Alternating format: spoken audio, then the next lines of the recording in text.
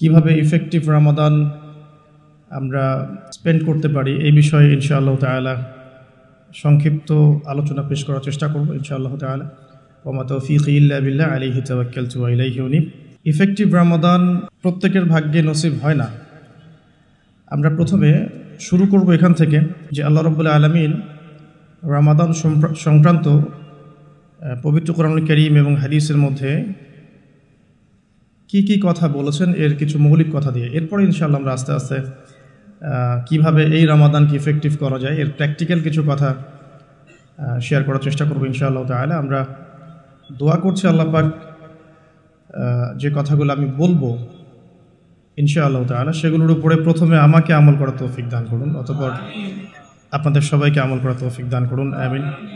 আমরা শুরুতে আল্লাহ শুকরিয়া আদায় করছি যে আল্লাহ পাক আমাদেরকে রমাদানের দ্বার প্রান্তে উপস্থিত করেছেন এবং আমরা দোয়া করছি শুরুতেই আল্লাহ পাক যেন আমাদেরকে সুস্থ শরীরে রমাদানে পৌঁছে দেন এবং পুরো রমাদান রাসূলুল্লাহ সাল্লাল্লাহু আলাইহি ওয়াসাল্লামের দেখানো পদ্ধতিতে অতিবাহিত করার তৌফিক দান করেন, আমিন। আল্লাহ রাব্বুল আলামিন পবিত্র কোরআনুল কারীমে সূরাতুল বাকারার মধ্যে বলেছেন, বা'দা আউযু বিল্লাহি মিনাশ শাইতানির রাজীম, কুতিবা আলাইকুমুস সিয়াম কামা কুতিবা আলাল লাযীনা মিন ক্বাবলিকুম লাআল্লাকুম তাত্তাকুন। এই আয়াতের সবচেয়ে শেষ অংশের দিকে খেয়াল রাখতে হবে, লাআল্লাকুম তাত্তাকুন। কুতিবা আলাইকুমুস সিয়াম, তোমাদের প্রতি সিয়ামকে ফরজ করা হয়েছে, কামা কুতিবা আলাল লাযীনা মিন ক্বাবলিকুম, ঠিক যেভাবে তোমাদের পূর্ববর্তীদের উপরেও সাওমকে ফরজ করা হয়েছিল। লাআল্লাকুম তাত্তাকুন, উদ্দেশ্য হচ্ছে যাতে করে তোমরা তাকওয়া অর্জন করতে পারো বা তাকওয়া অবলম্বন করতে পারো। রমাদান এবং সাওমের মূল উদ্দেশ্য হচ্ছে তাকওয়া। এই শব্দটার দিকে আমরা খেয়াল রাখব, এরপরে আমরা সামনে যাব ইনশাআল্লাহ। আল্লাহ রাব্বুল আলামিন রাসূলুল্লাহ সাল্লাল্লাহু আলাইহি ওয়াসাল্লামকে দীর্ঘ 23 বছরে জাহিলি মক্কাকে একটা সোনালী মক্কায় পরিণত করার মিশনে পাঠিয়েছিলেন। আমরা দেখি যে তিনি প্রথম 13 বছর মক্কায় কাটিয়েছেন, পরের 10 বছর মদিনায়। এই 23 বছরের মধ্যে আল্লাহ রাব্বুল আলামিন একটা কিতাবের মধ্য দিয়ে পুরো সমাজটাকে পরিবর্তন করেছেন। এই কিতাবটাও রমাদান মাসেই নাজিল হয়েছে। এটাই পরের আয়াতেও বলা আছে, শাহরু রমাদানাল্লাযী উনজিলা ফীহিল কুরআন। নাজিল হয়েছে রমাদান মাসে লাইলাতুল কদরে, এটা রমাদান মাসের মাহাত্ম্য। নাজিল হওয়ার সাথে সাথেই কিন্তু রমাদানের সাওম ফরজ করা হয়নি। রমাদানের সাওম ফরজ করা হয়েছে দ্বিতীয় হিজরিতে। একটু লক্ষ্য করলে দেখব আমরা দ্বিতীয় হিজরিতে 3টা বড় বড় ঘটনা ঘটেছে, 3টা পরিবর্তন। আমি এখান থেকে শুরু করছি আলোচনা আগে, যে আমরা দ্বিতীয় হিজরির দিকে গেলে দেখব সেখানে 3টা বড় বড় পরিবর্তন এসেছে ইসলামের ইতিহাসে। 23 বছর সময় নবী সাল্লাল্লাহু আলাইহি ওয়াসাল্লামকে দেয়া হয়েছে ইসলাম প্রতিষ্ঠার জন্যে, 13 বছর মক্কায়, 10 বছর মদিনায়। কোরআনুল কারীমের মধ্য দিয়ে সমাজ পরিবর্তন হয়েছে। আর এই কোরআনুল কারীম রমাদান মাসে নাজিল হয়েছে লাইলাতুল কদরে। আল্লাহ পাক সেটাই বলছেন, এটাই সেই মাস যেই মাসে রমাদান, যেই মাসে কোরআন নাজিল করা হয়েছে।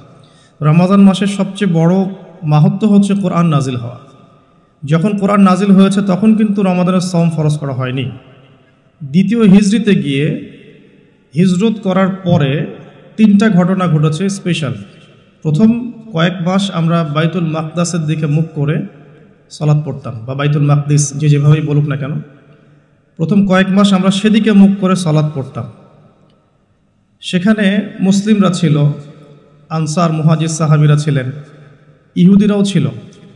আমরা কিন্তু তাদের নবীকে অস্বীকার করিনি, বরং তারা ছোট ইস্যুতে, সামান্য ইস্যুতেই তারা কিন্তু আমাদের নবীকে অস্বীকার করেছে। যদিও বা তাদের কিতাবের মধ্যে আমাদের নবীর নাম আহমদ লেখা ছিল।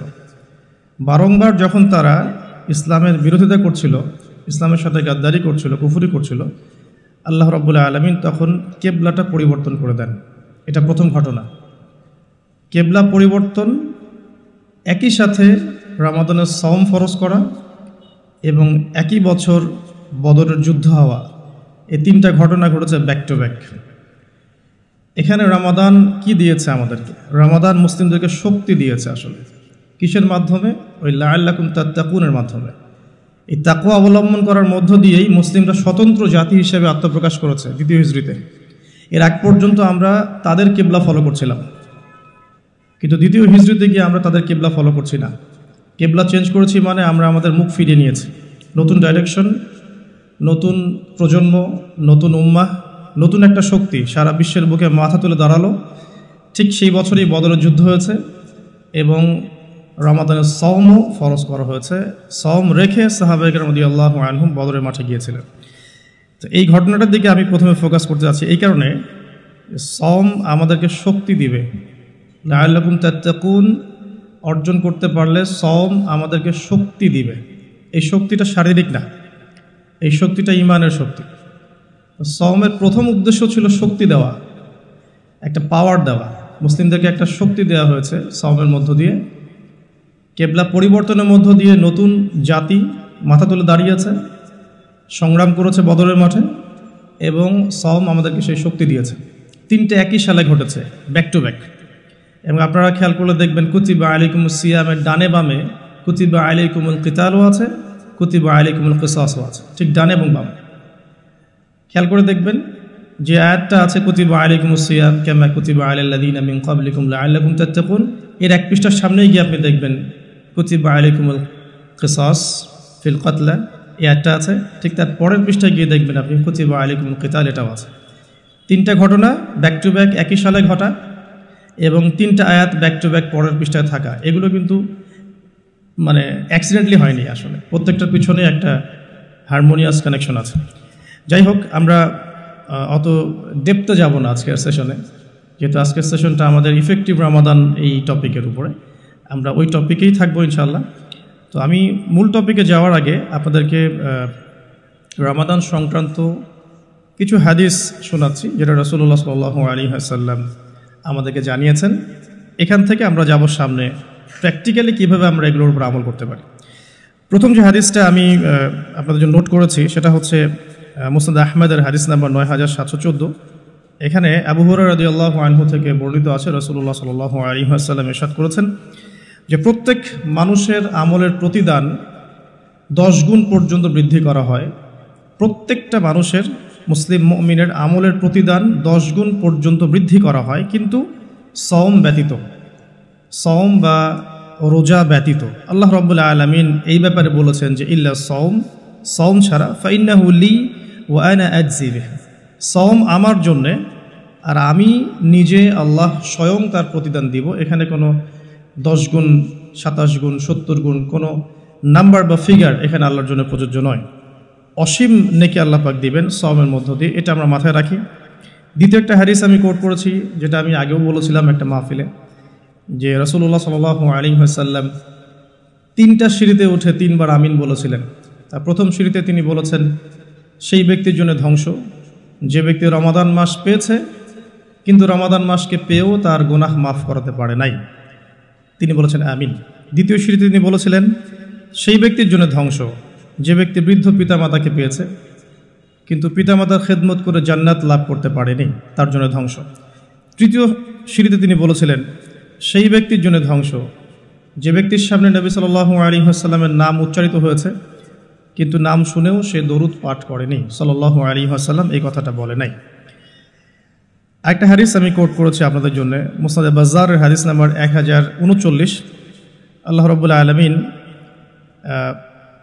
নিজের উপর অবধারিত করেছেন, এভাবে হাদিসটা এসেছে যে আবু মুসা আশআরী রাদিয়াল্লাহু আনহু থেকে বর্ণিত, রাসূলুল্লাহ সাল্লাল্লাহু আলাইহি ওয়াসাল্লাম বলেছেন আল্লাহ পাক নিজের উপর অবধারিত করে নিয়েছেন যে যে ব্যক্তি আল্লাহর সন্তুষ্টির জন্যে গরমের সময় সওম রাখবে, গ্রীষ্মকালে সওম রাখবে, পিপাসার্ত থাকবে, আল্লাহ রাব্বুল আলামিন কিয়ামতের দিন, তৃষ্ণার দিন তাকে পানি পান করাবেন ইনশাআল্লাহ তাআলা। এরপর একটা হাদিস আছে যেটা হচ্ছে জান্নাতের দরজার ওয়াদা। রাসূলুল্লাহ সাল্লাল্লাহু আলাইহি ওয়াসাল্লাম ইরশাদ করেছেন জান্নাতে একটা স্পেশাল দরজা আছে যার নাম রাইয়ান। কিয়ামতের দিন শুধুমাত্র এই দরজা দিয়ে রোজাদারদেরকেই প্রবেশ করানো হবে। যখন তারা প্রবেশ করবে এই দরজা বন্ধ করে দেওয়া হবে, তাদের পরবর্তীতে এই দরজা দিয়ে কেউ প্রবেশ করতে পারবে না। হাদিসটা সহিহ বুখারীর মধ্যে এসেছে, মুসলিমে এসেছে 1152 নম্বর হাদিস। আরও কিছু হাদিস আমরা পড়ে সামনে যাচ্ছি। নবী করিম সাল্লাল্লাহু আলাইহি ওয়াসাল্লাম ইরশাদ করেছেন যে সওম এবং কোরআন, আমি আবারও বলছি, রমাদান মাসে কোরআন নাজিল হয়েছে। আর এই হাদিসেও এসেছে সওম এবং কোরআন কিয়ামতের দিন বান্দার পক্ষে সুপারিশ করবে। সওম বলবে, ইয়া রব, হে আমার রব, আমি তাকে খাবার এবং যৌন প্রবৃত্তি থেকে বিরত রেখেছিলাম, অতএব তার ব্যাপারে আমার সুপারিশ কবুল করুন।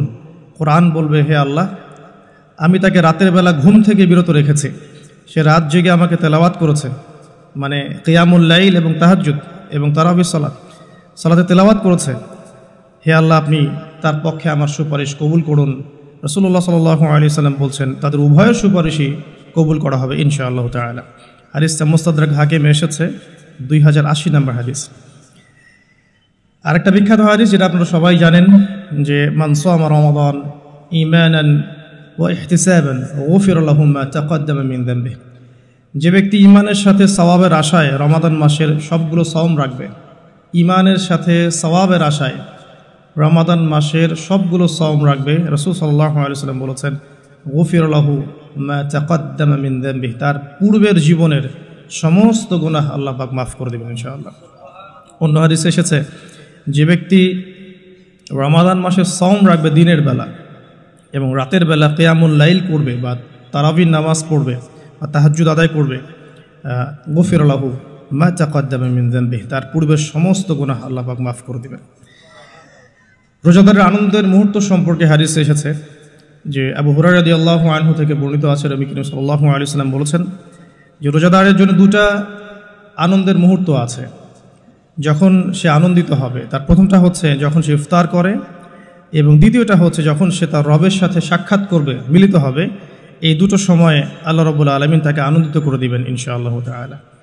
অন্য বর্ণনা এসেছে যে যখন সে আল্লাহর সাথে মিলিত হবে বা আল্লাহর সাথে সাক্ষাৎ করবে কিয়ামতের দিন, আল্লাহ পাক তাকে এত পুরস্কার দিবেন যাতে সে আনন্দিত হয়ে যাবে ইনশাআল্লাহ আযজা ওয়া জাল্লা। হাদিসটা বুখারীতে এসেছে 1904 নম্বর হাদিসে।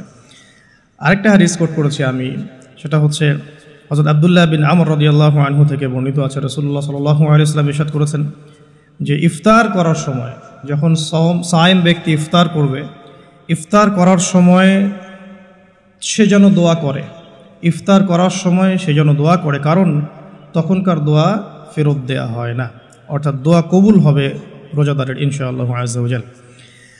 আর এই হাদিসটা আমি এবারই প্রথম পেয়েছি, আগে আমি এই টপিক নিয়ে কথা বলার সময় হাদিসটা কোট করিনি কখনো।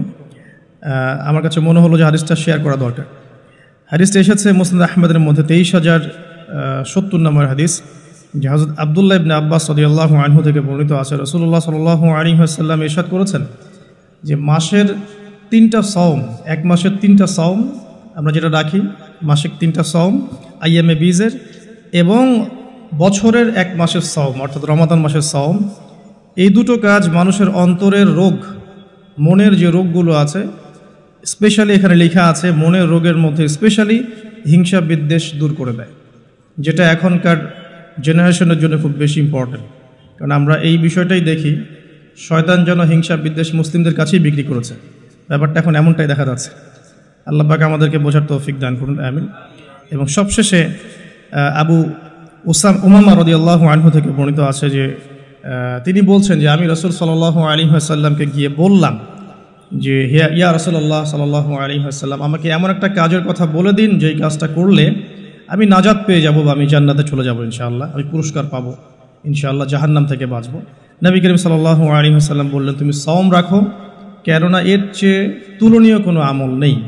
তিনি বলছেন আমি আবারও জিজ্ঞাসা করলাম আর কি করবো ইয়া রাসূলুল্লাহ, তিনি বললেন তুমি সওম রাখো, এর সমতুল্য কিছু নেই। তিনি বলছেন আমি আবারও বললাম ইয়া রাসূলুল্লাহ, এরপর আমি কি করব? তিনি বলছেন তুমি সওম রাখো, এর সমতুল্য কোনো আমল নেই।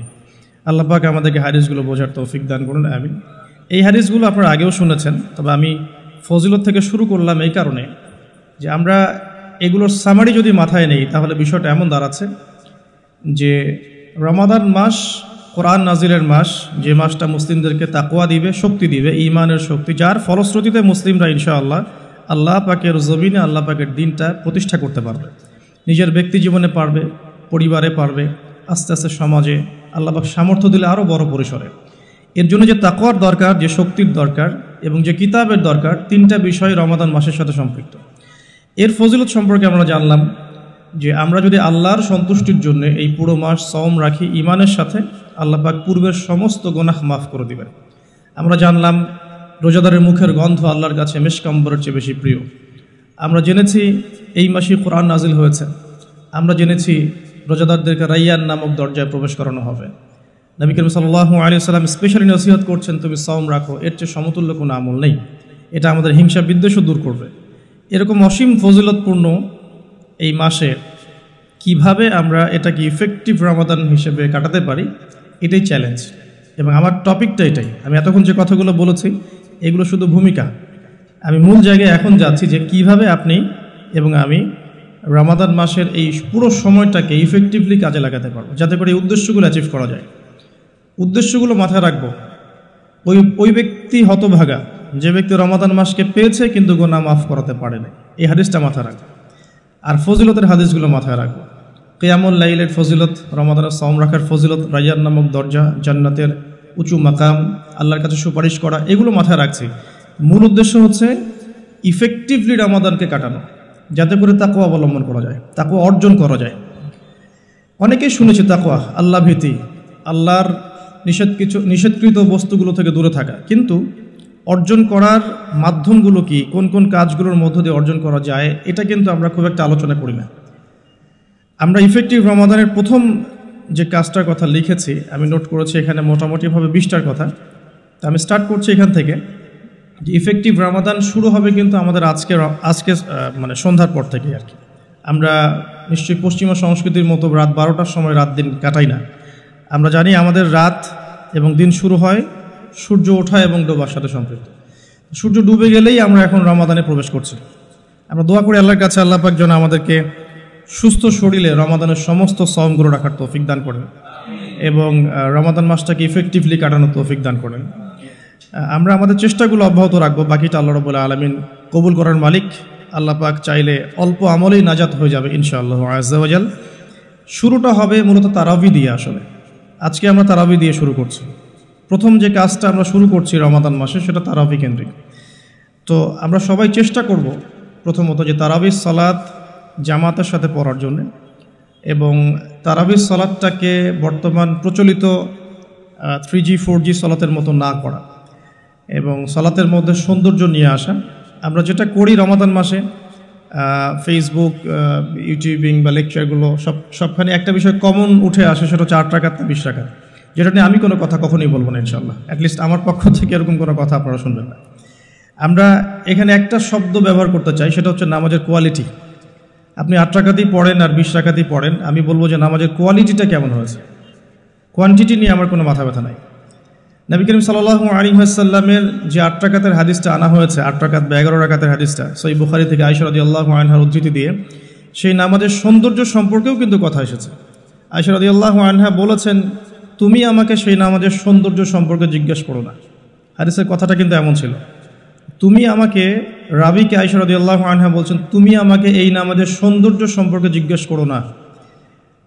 তিনি কিয়াম করলেন, প্রথম রাকাতেই 1 পারা 2 পারা 2.5 পারা কোরআন পড়ে ফেললেন এবং রুকু করলেন। রুকুতে ততক্ষণ থাকলেন যতক্ষণ তিনি কিয়ামে ছিলেন। রুকু থেকে উঠে ততক্ষণ দাঁড়িয়ে থাকলেন যতক্ষণ রুকুতে ছিলেন। সিজদায় গিয়ে ততক্ষণ থাকলেন যতক্ষণ তিনি দাঁড়িয়েছিলেন।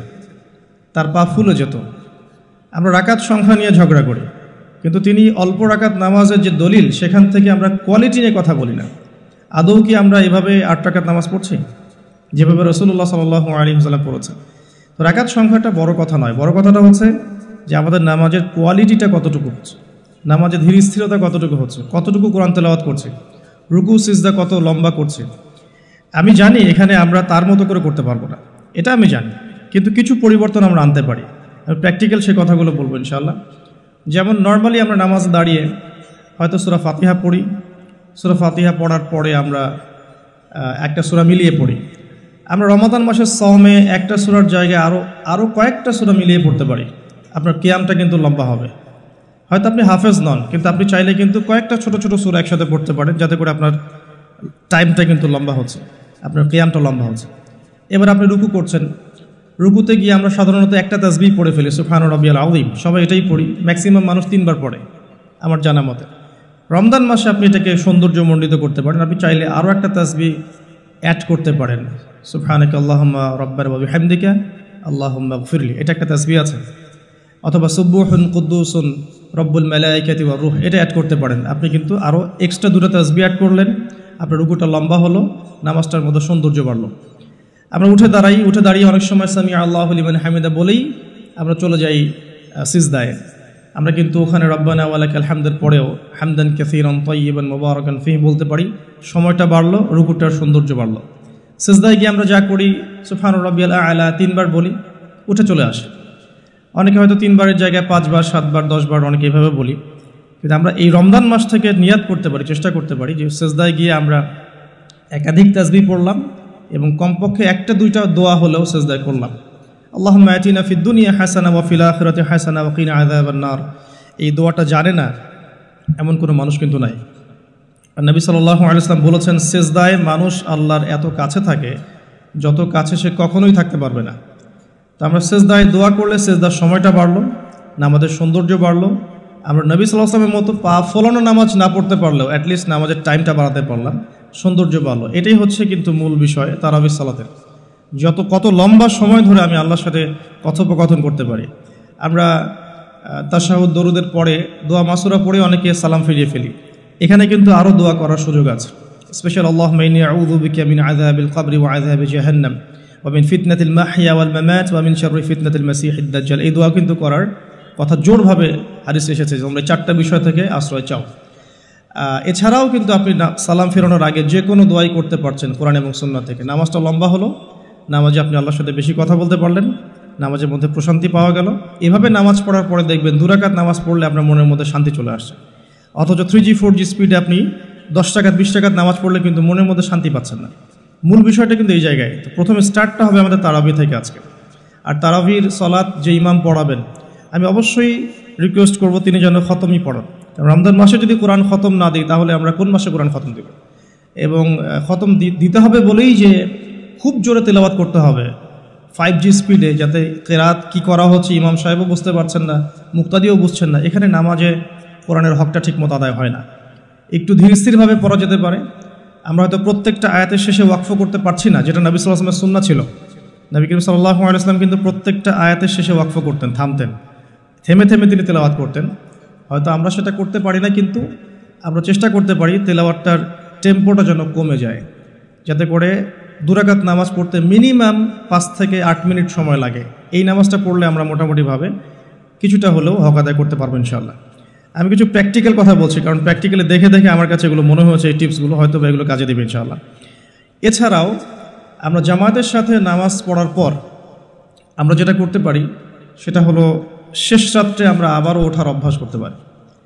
আমরা যদি আর্লি ঘুমিয়ে যাই, এবং রমাদান মাসে আমাদের এটা অভ্যাস করতে হবে, আমরা যেন আর্লি ঘুমাই। আর্লি যদি ঘুমিয়ে যাই আমরা শেষ রাত্রে ইনশাআল্লাহ সাহারি করার মিনিমাম 1 ঘন্টা 1.5 ঘন্টা আগে যদি উঠতে পারি, শেষ রাতে গিয়ে আমরা আবারও কিন্তু 2-4 রাকাত 8-10 রাকাত নামাজ পড়তে পারবো ইনশাআল্লাহ, এবং পরিবারের সদস্যদেরকে ওঠাতে পারবো। আর এই সময়টা সেই সময় যে সময় আল্লাহ রাব্বুল আলামিন প্রথম আসমানে নেমে আসেন এবং বান্দার জন্য আহ্বান করতে থাকেন, কে আছো আমার কাছে কিছু চাইবে আমি তোমাকে তা দেবো, কে আছো আমাকে ডাকবে আমি তোমার ডাকে সাড়া দেবো, কে আছো আমার কাছে ইস্তেগফার করবে আমি তোমার গুনাহগুলোকে মাফ করে দেব। তো শেষ রাত্রে দোয়া কবুল হয়। দোয়া কবুলের এই সময়টাতে আমরা যেন ঘুমিয়ে না কাটাই, মিনিমাম 1 ঘন্টা আগে আমরা ওঠার চেষ্টা করব শেষ রাত্রে। তাহলে ওই সময়টা আমরা ইনশাআল্লাহ তাআলা ইবাদতে কাটাতে পারবো। আল্লাহ পাক তৌফিক দান করুন, আমিন। তো আমরা রমাদানের স্টার্টটা করব আজকের তারাবি থেকে, এবং আজকের রাতের আপনার শেষ রাত্রে কিছু নামাজের মধ্য দিয়ে, যেটাকে অনেকে তাহাজ্জুদ বলে থাকেন। আর এরপরে আমরা যে বিষয়গুলোর দিকে ফোকাস করব সেটা হচ্ছে সাহরি এবং ইফতার। যেহেতু আমরা শুরু করছি তারাবি দিয়ে, তারপর ঘুমাচ্ছি, ঘুম থেকে উঠে আবার তাহাজ্জুদে উঠছি, তাহাজ্জুদের নামাজ পড়ার পর আমরা কিন্তু সাহরি করব। সাহরি আর ইফতার দুটাকে আমি একসাথে লিখেছি এই কারণে, এই দুটার মূল মেসেজ একটাই। রমজান মাসে আমাদেরকে নিয়াত করতে হবে এবং চেষ্টা করতে হবে সাহরি এবং ইফতারে যেন খুব বেশি না খাই। প্রথম কথা হচ্ছে এটা, সাহরি এবং ইফতারে এত বেশি খাওয়া যাবে না যেটা আপনার সওমের আধ্যাত্মিকত্ব নষ্ট করে ফেলবে। সওমের যে রুহানিয়াত বা আধ্যাত্মিকত্ব আছে, এটা বেশি খেলে নষ্ট হয়ে যাবে, বেশি ঘুমালে নষ্ট হয়ে যাবে, বেশি কথা বললে নষ্ট হয়ে যাবে, আড্ডা পিটালে, গল্প করলে, অনলাইনের সময় অপচয় করলে বা অন্যান্য মুভিজগুলো দেখলে আপনার রমাদানের নূর কিন্তু নষ্ট হয়ে যাবে। বেশি খাওয়ার অভ্যাসটা ত্যাগ করতে হবে রমাদান মাস থেকেই। আমরা কিছু কিছু বিধান দেখেছি যেটা কোরআন এবং হাদিসে আছে, বাস্তবিক খুব একটা আমল আসলে নাই। তার মধ্যে অন্যতম একটা হচ্ছে খাওয়ার সুন্নত। খাওয়ার সুন্নত আমাদের সবার মধ্যে খুব একটা নাই, থাকলে আমাদের ফিটনেসগুলো এমন হতো না আসলে। খেয়াল করে দেখবেন এই 8 তালে উঠতে কিন্তু অনেকে হাঁপায় গেছে। তো এই ফিটনেসগুলো কিন্তু আমাদের ক্ষতি করছে, আমরা বুঝতে পারছি না। আমি রমাদান মাসে রিকোয়েস্ট করব বেশি খাবেন না, পেটের 3 ভাগের 1 ভাগ খাবেন এবং কোনোভাবেই কোনো ম্যানুফ্যাকচার্ড খাবার খাবেন না। কোনো ম্যানুফ্যাকচার্ড ফুড আপনার শরীরের ভিতরে ঢুকতে দিবেন না। ম্যানুফ্যাকচার্ড বলতে বোঝাচ্ছি মানুষ যেগুলোকে প্রডিউস করে মার্কেটিং করছে, যেগুলোর মধ্যে সাইড ইফেক্ট আছে এবং যেগুলোর মধ্যে মানে পুষ্টি উপাদান কম। বাসায় হোমমেড ফুড খাবেন। অনেক সময় দেখা যায় সাহারি এবং ইফতারে আমরা এত বেশি ভোজন রসিক হয়ে পড়ি যে আমরা তারাবির নামাজ ঠিকমতো পড়তে পারি না, অসুস্থ হয়ে যাই, পেট খারাপ হয়ে যায়। এই জন্য বাসার নর্মাল কমন খাবারগুলো খাবেন এবং এই সিজনে বেশি বেশি মানে জুসি জিনিসগুলো খাওয়ার চেষ্টা করতে হবে স্পেশালি, তাহলে আমরা ফিজিক্যালি ফিট থাকবো ইনশাআল্লাহ। আর শরীর সুস্থ রাখতে হবে এই কারণে যাতে করে আমরা আল্লাহর ইবাদত বেশি বেশি করতে পারি। তো আল্লাহ পাক আমাদের সবাইকে খাবার নিয়ন্ত্রণ করার তৌফিক দান করুন। আর যে ব্যক্তি খাবারকে নিয়ন্ত্রণ করতে পারে না সে কিন্তু প্রবৃত্তিকে নিয়ন্ত্রণ করতে পারবে না। একজনের সামনে অনেকগুলো খাবার এনে দেন, তার খাওয়ার স্টাইলটা দেখে আপনি গেস করতে পারবেন তার ভিতরে প্রবৃত্তি নিয়ন্ত্রণের ক্ষমতা কতটুকু। তার খাবারের স্টাইলটা দেখবেন কীভাবে সে খাচ্ছে, সে কি গোগ্রাসে খাচ্ছে নাকি রিল্যাক্সে খাচ্ছে, খাবার দেখে কি তার মধ্যে মানে লোলুপতা প্রকাশ পাচ্ছে, তাহলে বুঝবেন সে ব্যক্তি প্রবৃত্তিকে নিয়ন্ত্রণ করতে পারবে না। এই বিষয়টা খেয়াল রাখবেন। আমরা খাবার যত বেশি প্রডিউস করব তত বেশি আমাদের মা বোনদেরকে রান্নাঘরে থাকতে হবে, এতে করে তাদেরও রোজার যে মাহাত্ম্য এবং রোজার যে রুহানিয়াত তারাও হারাবে, সময়ের অপচয় হবে, তাদের প্রতি ওয়ান কাইন্ড অফ জুলুম করা হবে। যদি 2-3টা আইটেমে আমার খাবার হয়ে যায়, 10টা আইটেম করার কোনো প্রয়োজন নাই। সো ম্যানুফ্যাকচার্ড খাবার আমরা বাদ দিব, ম্যানুফ্যাকচার্ড ড্রিঙ্কস বাদ দিব এবং হোমমেড খাবারগুলো থেকে অভ্যস্ত হবে ইনশাআল্লাহ। আল্লাহ পাক তৌফিক দান করুন, আমিন। এবং রমাদান মাসে আমরা যেগুলো করার নিয়াত করছি এগুলোকে সারা বছর কিন্তু ধরে রাখতে হবে আর কি। আল্লাহ রাব্বুল আলামিন আমাদেরকে তৌফিক এনায়েত করুন, আমিন। তো তারাবি, তাহাজ্জুদ এবং খাবারের পরে ইফতারের কথাটা একটু অ্যাড করে দিই যে ইফতারে এত বেশি খাবেন না যাতে করে তারাবির নামাজটা আপনি পড়তে না পারেন। ইফতারে নবী সাল্লাল্লাহু আলাইহি ওয়াসাল্লাম যে খাবারগুলো খেতেন সেই সুন্নাহ সম্মত খাবারগুলো খাওয়ার চেষ্টা করবেন ইনশাআল্লাহ। আল্লাহ পাক তৌফিক দান করুন। এরপরে আমি যে কয়েকটা পয়েন্টস লিখেছি তার মধ্যে একটা হচ্ছে যে রমাদান মাসে সওম রাখা অবস্থায় প্রথম কাজ আমাদের 5 ওয়াক্ত সালাত জামাতে পড়া। সারা বছর কি করেছি তো এই রমাদান মাস থেকে নিয়াত করতে হবে যে 5 ওয়াক্ত সালাত যেন জামাত না ছুটে যায়। এটা যারা লোকাল তাদের জন্য খুব প্রযোজ্য, যারা মুসাফির তাদের হয়তো ছুটতে পারে। যদি ছুটেও যায় একা একা পড়ে ফেলতে হবে, যদি সম্ভব হয় বাসায় জামাত করা যেতে পারে যদি ছুটে যায়। রমাদান মাসে 5 ওয়াক্ত সালাত জামাতে পড়লে অন্যান্য মাসের যে নেকি তার চেয়ে মিনিমাম 70 গুণ নেকি বেশি হবে ইনশাআল্লাহ। আর জামাত একটা ঐক্য দেয়, একটা পরিচিতি হয়, হৃদ্যতা ভালোবাসা বাড়ায়। একটা মুসলিম কমিউনিটির মধ্যে জামায়াতের গুরুত্ব অনেক বেশি, জামায়াতের সাথে নামাজ এই বিষয়টার গুরুত্ব অনেক বেশি। আমরা রমজান মাসে অ্যাটলিস্ট এই মাসে অভ্যস্ত হই যাতে করে আমাদের রমাদানের 5 ওয়াক্ত সালাত জামাতটা ছুটে না যায়। আল্লাহ পাক তৌফিক দান করুন, আমিন। স্পেশালি ফজরের সালাত এবং এশার সালাত এই দুটো জামাত যেন কোনোভাবেই না ছুটে যায়। আল্লাহ পাক আমাদেরকে তৌফিক এনায়েত করুন, আমিন। ফরজগুলো আদায়ের পাশাপাশি এরপরে আমি নোট করেছি রমাদান মাসে ডেইলি 12 রাকাত সুন্নাহ আদায় করার চেষ্টা করা উচিত। আমরা অনেক সময় দেখা যায় ফরজ নামাজগুলো পড়ি, সুন্নত নামাজগুলো তো অনেক সময় গাফিলতি হয়ে যায়, মিস হয়ে যায়। রমাদান মাসে ফরজকে যতটা গুরুত্ব দিচ্ছি সুন্নাহকেও ততটা গুরুত্ব দেওয়া উচিত, কারণ এই মাসে একটা নফল আপনাকে সুন্নার নেকি দিয়ে দিবে, একটা সুন্নাহ আপনাকে ফরজের নেকি দিয়ে দিবে ইনশাআল্লাহ। তো 12 রাকাত সুন্নাহ এই কারণে বলেছি কারণ এটা সহজ সাধ্য এবং সবাই করতে পারবে ইনশাআল্লাহ। ফজরের আগের 2 রাকাত সুন্নাহ, জোহরের পূর্বে 4 পরে 2, এশার পরে 2 আর মাগরিবের পরে 2, এই যে মোট 12 রাকাত সুন্নাহ। নবী সাল্লাল্লাহু আলাইহি ওয়াসাল্লাম বলেছেন যে ব্যক্তি এই 12 রাকাত সুন্নাহ আদায় করবে প্রতিদিন তার জন্য জান্নাতে একটা করে ঘর নির্মাণ করা হবে ইনশাআল্লাহ তাআলা।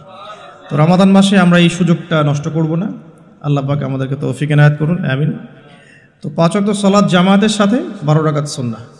আমরা কিন্তু প্রতিটা কাজ করছি কি উদ্দেশ্যে? ওই যে শেষের অংশটুকু লাআল্লাকুম তাত্তাকুন, এই যে তারাবি, আমার এই তাহাজ্জুদ, আমার এই কম খাওয়া, আমার এই কম কথা বলা, কম মেলামেশা করা মানুষের সাথে, আমার হালাল স্ত্রীকে ছেড়ে দেয়া, খাবার পানি ছেড়ে দেয়া, 5 ওয়াক্ত নামাজ জামাতে পড়া, ডেইলি 12 রাকাত সুন্নাহ আদায় করা, এগুলোর উদ্দেশ্য কি? আমার উদ্দেশ্যটা কিন্তু ওইটা, লাআল্লাকুম তাত্তাকুন, যাতে করে আমি শক্তি অর্জন করতে পারি, যেই শক্তি দিয়ে আমি ইসলামের বিজয় অর্জন করতে পারবো। উদ্দেশ্য কিন্তু আমাদের এইটা। এগুলো জাস্ট কাজ এবং মাধ্যম।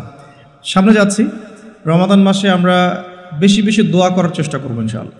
কারণ সওম রেখে বেশি বেশি দোয়া করতে উৎসাহিত করা হয়েছে, কারণ 3 ব্যক্তির দোয়া ফেরত দেওয়া হয় না। একজন মুসাফির, যে ব্যক্তি সফরের মধ্যে আছে, আল্লাহর কাছে দোয়া করলেই দোয়া কবুল হবে ইনশাআল্লাহ।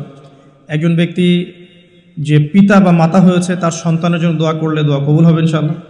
আরেকজন হচ্ছে সে ব্যক্তি, যে ব্যক্তি রমাদান মাসে বা অন্য যে কোনো সময় রোজা রেখেছে, সওম রেখেছে, সওমরত অবস্থায় তার দোয়াকে ফেরত দেওয়া হবে না। আর স্পেশালি সে যদি ইফতার করতে থাকে, সেই সময়ের দোয়াকে তার ফেরত দেওয়া হবে না ইনশাআল্লাহ। তো আমরা বেশি বেশি দোয়া করবো রমাদান মাসে ইনশাআল্লাহ আযজা ওয়া জাল। আমি দোয়ার জন্য একটা বই সাজেস্ট করছি, সেটা হচ্ছে হিসনুল মুসলিম। এই বইটার মধ্যে প্রচুর দোয়া দেয়া আছে এবং অথেন্টিক সবগুলোই মাশাআল্লাহ। শেষের দিকে কিছু ঝাড়ফুঁক অংশ আছে। কারো যদি চোখ লাগা বা বদনজর বা জিন ঘটিত সমস্যা থাকে বা তাবিজ কবজ জনিত কোনো সমস্যা থাকে, এগুলো ট্রুথ, এগুলো সত্য, এগুলো কোনো আনসাইন্টিফিক বিষয় নয়। আর কোনো কিছু আনসাইন্টিফিক হলেই যে ইসলামিক হবে না, এমনও নয় বিষয়টা। তো হিসনুল মুসলিম বইটা আপনারা কালেক্ট করতে পারেন। সেখানে প্রথম অংশ আছে দোয়া এবং জিকির অধ্যায়, এবং শেষের অংশটা আছে ঝাড়ফুঁক অধ্যায়। আপনারা মিনিমাম প্রথম অংশটুকু মুখস্থ করে ফেলতে পারেন। আর দোয়া করার সময় জায়গাগুলো বুঝে দোয়া করতে হবে, যে কখন কিভাবে দোয়া করলে দোয়াগুলো কবুল হবে। প্রথম কথা হচ্ছে যে দোয়া করার আগে আল্লাহ পাকের প্রশংসা করতে হবে, আল্লাহর হামদ প্রশংসা করতে হবে। সূরা ফাতিহা পড়ে নিতে পারেন একবার। দোয়া করার শুরুতে আপনি দরুদ পড়বেন, দরুদের ফলে দোয়া কবুল হয়। দরুদ না পড়লে দোয়াটা আসমানে গিয়ে ঝুলে থাকে, উঠিয়ে নেওয়া হয় না। যখন দরুদ পড়া হবে তখন দোয়াটা উঠিয়ে নেওয়া হবে। দোয়া করার কিছু টেকনিক আছে, যে কিভাবে কি দোয়া করলে কবুল হবে, কখন দোয়া করলে কবুল হবে, এগুলো বুঝে দোয়া করতে হবে। অনেকেই বলে দোয়া করেই যাচ্ছে, কবুল হচ্ছে না। কিছু বিষয় আছে হয়তো এই কারণে হচ্ছে না, হয়তো বা আল্লাহ পাক চাচ্ছেন এটা আপনার জন্য পরে পাওয়া উত্তম, সেই জন্য আপনি এখন পাচ্ছেন না। হয়তো বা আল্লাহ পাক আপনাকে পরকালে দিবেন বলে জমা রেখেছেন, হয়তো এই জন্যে পাচ্ছেন না। অথবা হয়তো আপনার আকীদায় শিরক আছে, হয়তো এই জন্য হচ্ছে না। হয়তো বা আমলে বেদায়াত আছে, এই কারণে হচ্ছে না। অথবা আপনার রিজিকে কোনো হারাম কিছু আছে, মেবি এই কারণে আপনার দোয়া কবুল হচ্ছে না। অথবা আপনি তাড়াহুড়া করছেন। তাড়াহুড়ার ব্যাখ্যায় নবী সাল্লাল্লাহু আলাইহি ওয়াসাল্লাম বলেছেন যে মানুষ বলে আমি দোয়া করেই গেলাম, আমার দোয়া কবুল হলো না। তো আমরা জেনে নিব যে কোন কোন জায়গায় কিভাবে দোয়া করলে দোয়া কবুল হবে। এই বইটার মধ্যে সবই দেয়া আছে, হিসনুল মুসলিম বইটার মধ্যে। তারপর আমি বলছি আমার ব্যক্তিগত ইলম থেকে কিছু কথা, সেটা হলো দোয়া করার আগে অবশ্যই আল্লাহর প্রশংসা করবে, অ্যাটলিস্ট একবার আলহামদুলিল্লাহ বলে হাত তুলবেন। তারপরে আপনি নবী সাল্লাল্লাহু আলাইহি ওয়াসাল্লামের কাছে উপরে একবার দরুদ পড়বেন। আগে আল্লাহর প্রশংসা, তারপরে দরুদ। এরপরে আপনি নিজের পাপের ক্ষমা চাবেন। আগে আপনি পাপ করেন বা না করেন, আগে বলবেন রব্বিক ফিরলি, আল্লাহ আমাকে মাফ করে দাও, পাপ করেন বা না করেন। এটা সুলাইমান আলাইহিস সালামের সেই দোয়া থেকে আমি শিক্ষা নিয়েছি। সুলাইমান আলাইহিস সালাম যে বিখ্যাত দোয়ায় বলেছিলেন যে আল্লাহ আমাকে এমন মুলক এবং রাজত্ব দান করুন যে মুলক আর রাজত্ব আপনি কাউকে কখনো দেননি। এই দোয়ার শুরুতে তিনি বলেছেন রব্বিক ফিরলি, আল্লাহ আমাকে মাফ করুন। তো এটা আদব, দোয়ার আদব হচ্ছে আগে নিজের ক্ষমা চাওয়া, আল্লাহর কাছে নিজের ভুলের ক্ষমা চাওয়া, তারপরে দোয়া করা। হামসানা, দরুদ, এরপরে আপনি ক্ষমা চাবেন। এবার আপনি দোয়াগুলো করবেন আপনার মন থেকে। আরবি দোয়া জানা থাকলে আরবিতে দোয়া করবেন, কারণ আপনি আপনার রবের সাথে আরবি দিয়ে কথা বলবেন, এর চেয়ে আসলে গর্বের কি হতে পারে? আরবি ভাষা কেন শিখব, কি দরকার আছে? এটা কি সাম্প্রদায়িকতা? আল্লাহ রাব্বুল আলামিনের আল্লাহ পাক যে ভাষায় কোরআন নাজিল করেছেন, আল্লাহ পাক যে ভাষায় কথা বলেছেন কোরআনে, সেই ভাষায় আমি আল্লাহর সাথে কথা বলছি, এর চেয়ে গর্বের কি আছে আমার জন্য? আরবি কেন শিখছি, কেন শিখবো? এই ভাষা দিয়ে আমি আল্লাহর সাথে কথা বলব। জান্নাতে এই ভাষা চলবে, কোরআনে এই ভাষায় নাজিল হয়েছে, কবরে এই ভাষায় প্রশ্ন করা হবে, তা আমি কেন এই ভাষায় আল্লাহর সাথে কথা বলবো না? এর মানে এই নয় যে কেউ যদি আরবি না জানে অন্য ভাষায় দোয়া করতে পারবে না, এমনটা নয়। অবশ্যই কেউ যদি আরবি না জানে, বেসিক দোয়াগুলো না জানে, সে বাংলাতে দোয়া করতে পারে, কোনো সমস্যা নেই। ইংরেজিতে দোয়া করতে পারে, উর্দু দিয়ে দোয়া করতে পারে। ভাষাগত পার্থক্য আল্লাহর কাছে নেই, তবে আরবির মর্যাদা আছে। আর এটা আমার কাছে গর্বের বিষয় মনে হয় যে আমি আরবি দিয়ে আমার রবের সাথে কথা বলতে পারছি, আমি আরবি দিয়ে কথা বলছি। এবং আরবি দিয়ে দোয়ার ক্ষেত্রে আপনি এত ভালো করে মনের ভাব প্রকাশ করতে পারবেন অল্প শব্দে, যেটা হয়তো অন্য কোনো জায়গায় সম্পূর্ণ হয়। এরপরেও আমি বলবো যে মাতৃভাষায় মানুষের মনের ভাব প্রকাশের ক্ষেত্রে সহজতা আছে। যদি কেউ আরবি না জানেন সেক্ষেত্রে মাতৃভাষাতেই বেশি বেশি দোয়া করবেন, চলতে ফিরতে দোয়া করবেন। নির্দিষ্ট সময়েই দোয়া করতে হবে এমন নয়, রোজা রেখে সারাটা দিন যখনই আপনার মন চাচ্ছে, মনের মধ্যে একটা কিছু চাহিদা আসছে, আপনি দোয়া করে ফেলবেন। নবী সাল্লাল্লাহু আলাইহি ওয়াসাল্লাম বলেছেন, যদি তোমাদের কারো জুতার ফিতাও ছিঁড়ে যায়, সে যেন সেই ফিতাটাও আল্লাহর কাছে চেয়ে নেয়। প্রতিটা বিষয় আল্লাহর সাথে শেয়ার করতে হবে। আল্লাহ, আমার চাকরির দরকার, আমার রিজিকের সমস্যা, আমার পারিবারিক সমস্যা, আমার ব্যবসার সমস্যা, আমার ইলম অর্জন করতে চাই, আল্লাহ আমাকে ইলম দান করো। আল্লাহ, আমি শারীরিকভাবে অসুস্থ। বিভিন্ন রকম সমস্যা আমরা জর্জরিত আছি। প্রত্যেক মানুষের কোনো না কোনো সমস্যা আছে। সমস্যা থাক বা না থাক, দোয়া করতেই থাকতে হবে। যে ব্যক্তি সুখের সময় বেশি বেশি দোয়া করে, আল্লাহ পাক দুঃখের সময় তার দোয়া বেশি কবুল করেন, এমনটা হাদিস এসেছে। যে ব্যক্তি সুখের সময় ভালো আছে, এখন আমার ফিজিক্যাল আমি ফিট, এখন আমি আল্লাহ পাকের অসীম নিয়ামতের মধ্যে আছি, বাড়ি গাড়ি টাকা করি, আত্মীয় স্বজন, স্ত্রী সন্তান সবই আছে, আমার কোনো কিছুর অভাব নাই। এরকম সুখের সময় যে ব্যক্তি বেশি বেশি দোয়া করবে, ইস্তেগফার করবে, ক্ষমা চাবে, আল্লাহ পাক দুঃখের সময় সেই বান্দার পাশে থাকবেন ইনশাআল্লাহ। আর সবচেয়ে বড় দুঃখের দিন তো কিয়ামতের দিন, আল্লাহ পাক সেদিন ইনশাআল্লাহ আমাদের সাথে থাকবেন ইনশাআল্লাহ তাআলা। দোয়ার আগে এই আদবগুলো মেনটেন করবেন। বাংলা ভাষায় দোয়া করেন যদি আরবি না জানেন, আর আরবি জানার দিকে আমি বেশি জোর দিচ্ছি, আরবি জানলে বেশি ভালো হয়। হিসনুল মুসলিম বইটা সাজেস্ট করলাম, এবং দোয়া করার কিছু টাইম আমি বলছি যে এই সময়গুলো আপনি বেশি বেশি দোয়া করতে পারেন। রোজা রেখে সারাদিন দোয়া করতে পারেন যে কোনো সময়, স্পেশালি নামাজের সেজদায়।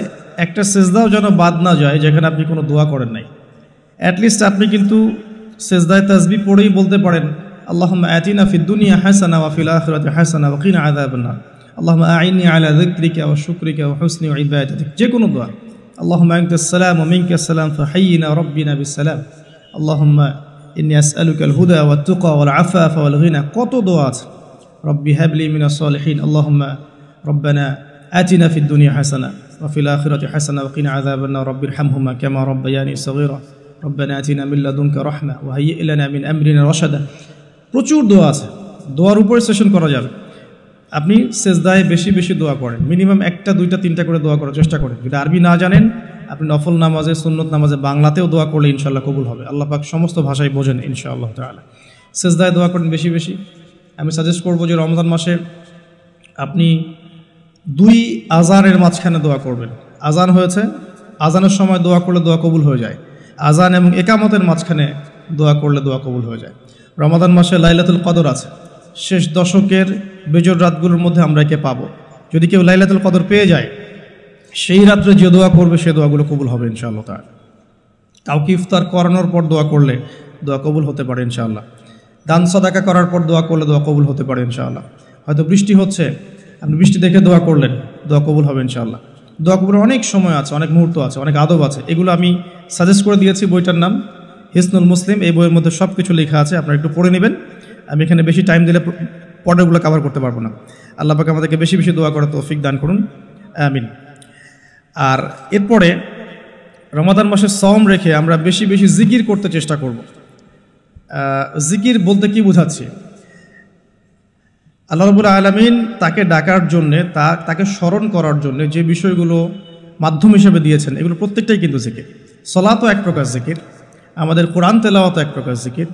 আমরা এইখানে জিকির বলতে যা বোঝাচ্ছি সেটা হচ্ছে ডেইলি কিছু জিকির আমরা করি, যেগুলোর মধ্য দিয়ে আমরা আমাদের জিহ্বাকে তরতাজা রাখবো, সিক্ত রাখবো। আমরা সবসময় আজে বাজে কথা বলার চাইতে এই কোরআনের কথা, হাদিসের কথা বা আল্লাহ পাকের তাসবিহ তাহলিল, এগুলোতে অভ্যস্ত হলে পরে দেখবেন রমাদানের সওমের আধ্যাত্মিকত্ব বাড়ছে ইনশাআল্লাহ। এটা আপনি প্রমাণিত যে আপনি 1টা ঘন্টা অহেতুক কথাবার্তা বলেন কারোর সাথে, আপনার মনের নূরগুলো নষ্ট হয়ে যাবে। এবং আপনি 1টা ঘন্টা চুপ করে থাকেন, দেখবেন চুপ করে থাকার ফলে আপনার মধ্যে অনেক চিন্তা আল্লাহর পক্ষ থেকে ইনস্টল হচ্ছে। ভালো চিন্তাও আসে, আর শয়তানের পক্ষ থেকে খারাপ চিন্তাও আসতে পারে চুপ করে থাকলে। আর যদি আপনি বেশি বেশি জিকির করতে থাকেন, ফর এক্সাম্পল 100 বার সুবহানাল্লাহ, ফর এক্সাম্পল আলহামদুলিল্লাহ, আল্লাহু আকবার, লা হাওলা ওয়ালা কুওয়াতা ইল্লা বিল্লাহ, আস্তাগফিরুল্লাহ ওয়া আতুবু ইলাইহি, হাসবিয়াল্লাহু ওয়া নি'মাল ওয়াকিল। আপনি বলছেন লা ইলাহা ইল্লাল্লাহ অথবা লা ইলাহা ইল্লাল্লাহ ওয়াহদাহু লা শারীকা লাহু, লাহুল মুলকু ওয়া লাহুল হামদু ওয়া হুয়া আলা কুল্লি শাইইন কাদির, সুবহানাল্লাহি ওয়া বিহামদিহি, সুবহানাল্লাহিল আযীম অথবা সুবহানাল্লাহিল আযীম ওয়া বিহামদিহি। এরকম প্রচুর জিকির দেয়া আছে, কিন্তু এই বইয়ের মধ্যে দেয়া আছে। এগুলো যদি নিয়ম করে করি, আমরা একটা সময় ফিক্স করে করি যে আমি এই 1টা ঘন্টা ফজরের নামাজের পরে এই জিনিসগুলো করব, তাহলে কিন্তু আপনি আপনার রোজার মধ্যে ইফেক্টিভ বিষয়গুলো খুঁজে পাবেন। তবে আমি এটা সাজেস্ট করি যে আপনি চলতে ফিরতে এই কাজগুলো করবেন। ঢাকা শহরে আমরা যারা থাকি আমরা জ্যামের সাথে অভ্যস্ত। আমি বলবো যে জ্যাম যেমন একটা আযাব আমাদের জন্য, আমরা মানে বস্তুবাদিতার পিছনে বেশি ছুটছি, তো আল্লাহ পাক এই জন্য আমাদের সময়টাকে খেয়ে ফেলছে। যে এত দ্রুত তুমি দুনিয়ার দিকে ছুটতে চাও, থাকো, বসে থাকো এখানে। যত বেশি ছুটবেন তত বেশি আল্লাহ পাক পিছিয়ে দিবেন। দুনিয়ার দিকে আপনি যত বেশি ছুটবেন আপনাকে আল্লাহ পাক তত পিছিয়ে দিবেন। তবে মুমিনরা এটাকে নিয়ামত মনে করতে পারে। আপনি জ্যামে বসে এক পারা কোরআন তেলাওয়াত করতে পারবেন। আমি চেষ্টা করি, জ্যামে বসে আছেন আপনি এই তাসবিহ তাহলিলগুলো করতে পারেন। তাসবিহ একটা পকেটে রাখেন, আপনি বের করেন, জ্যামে বসে আছেন, 100 বার সুবহানাল্লাহ পড়তে আপনার 5 মিনিটও লাগবে না। 100 বার আলহামদুলিল্লাহ পড়তে পারেন বসে বসে, 100 বার আল্লাহু আকবার পড়তে পারেন, লা ইলাহা ইল্লাল্লাহ পড়তে পারেন, আস্তাগফিরুল্লাহ ওয়া আতুবু ইলাইহি 100 বার পড়তে পারেন, আল্লাহুম্মা সাল্লি আলা মুহাম্মাদ ওয়া সাল্লিম দরুদ পড়তে পারেন 100 বার। আপনি দেখবেন সময়টা কাজে লাগলো, আপনার কিন্তু সময়টা কাজে লাগলো এবং আপনার মনের মধ্যে কিছু খারাপ চিন্তা চেতনা আসছিল, এটা দূর হয়ে গেল, মনটা শান্ত হলো, রিল্যাক্স থাকলেন, আল্লাহর নূর আসলো। এই কাজগুলোই একসাথে মিলে কিন্তু রোজাটাকে আপনার ইফেক্টিভ বানাবে। আগে শুধুমাত্র না খেয়ে থাকাটা আপনাকে খুব একটা রুহানিয়াত দিবে না। আল্লাহ পাক আমাদেরকে বেশি বেশি জিকির করার তৌফিক দান করুন, আমিন। আমি তারপরে বলবো সওম রেখে ইস্তেগফার করতে হবে বেশি বেশি। ইস্তেগফার মানে আস্তাগফিরুল্লাহ ওয়া আতুবু ইলাইহি, এবং শুধু মুখে বলা নয়, বরং আমি একটা পদ্ধতি অবলম্বন করার চেষ্টা করছি, আমার কাছে এটা ইফেক্টিভ মনে হয়েছে বলে শেয়ার করছি। সেটা হলো আমি চেষ্টা করছি যে আমার জীবনে যে পাপগুলো হয়েছে আমার দ্বারা, যেগুলো আমার মনে পড়ছে বড় বড় পাপ আমার মনে পড়ছে, আপনি কিন্তু আপনার পাপ মনে করতে পারবেন আপনি যে আপনি কি কি পাপ করেছেন, বড় বড় পাপ কিছু, সবগুলো হয়তো পারবেন না, কিছু কিছু পারবেন। তো একটা খাতা আমি নোট করার চেষ্টা করছি যে আমার জীবনে মেজর কি কি বড় বড় পাপ হয়েছে বলে আমার কাছে মনে হচ্ছে। তো এরকম পাপ আপনি একটা লিস্ট করতে পারেন, এবং যখন একটা পাপের কথা মনে হবে এই পাপ সংক্রান্ত বিষয়গুলো কিন্তু মাথায় চলে আসবে, ওখানে আমার কি ভুল ছিল আসলে, এবং সেই ভুলটা যেন আমার পরিবারবর্গ না করে, এবং সেই ভুলটা যেন আমার বাচ্চারা না করে। ঠিক আছে? তো আমরা মিউজিক শুনেছি, লিখেছি যে হ্যাঁ মিউজিক শুনেছি, হয়তো বসে বসে খেলা দেখেছি তো এগুলো কাজ করেছে। রাস্তাঘাটে চলতে ফিরতে আমাদের নজর এদিক ওদিকে চলে গিয়েছে। এমন কেউ নাই এখন এই বিশ্বে বসবাস করে যারা কখনো অনলাইনে ঢুকে একটা মেয়ের নগ্ন ছবি চোখে পড়েনি। এমনটা হয়েছে। আমরা কিন্তু নোট আউট করতেই পারি আমাদের পাপগুলো কী কী হয়েছে। নোট আউটগুলো করলে আমরা যেটা করতে পারি, এই রমাদানে ইন্ডিভিজুয়ালি একটা একটা করে পাপের কথা মনে করে আল্লাহর কাছে মাফ চাইতে পারি। যদিও বা এভাবে বললেও হয়ে যায় আল্লাহ আমার তুমি সমস্ত পাপ মাফ করে দাও, কিন্তু ইন্ডিভিজুয়ালি যখন বলবেন তখন আপনি ফিলটা পাবেন যে আমি ওই পাপটা করেছিলাম, এইটা ঠিক হয়নি, ওইটা ঠিক হয়নি।